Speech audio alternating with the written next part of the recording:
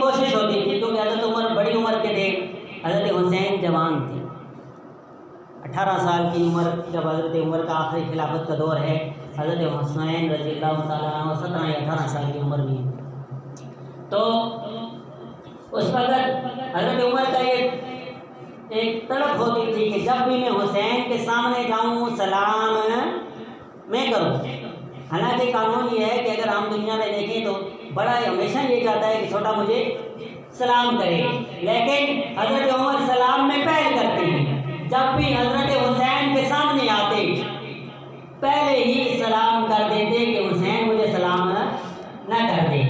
تو حضرت حسین کے دل میں تڑپ پیدا ہوئی کہ ہر دفعہ عمر ہی مجھے سلام کرتا ہے، میں کیوں نہ سلام کروں۔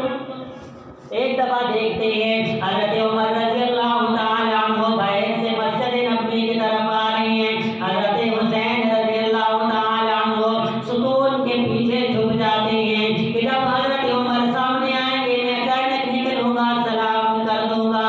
جب حضرت عمر رضی اللہ تعالیٰ عنہ قریب آئے، حضرت حسین چھپے ہوئے قریب آتے ہی کہتے ہیں السلام علیکم ورحمۃ اللہ۔ اے حسین بن علی۔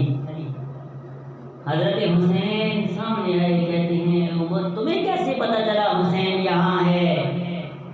بات سننا اور دل پہ ہاتھ رکھ کے فیصلہ کرنا کہ ان کے درمیان محبتیں تھی یا نفرت تھی۔ حضرت عمر رضی اللہ تعالیٰ عنہ کہتے ہیں اے حسین تیری شکل ہی نبی والی نہیں ہے، تیری خوشبو بھی نبی والی ہے۔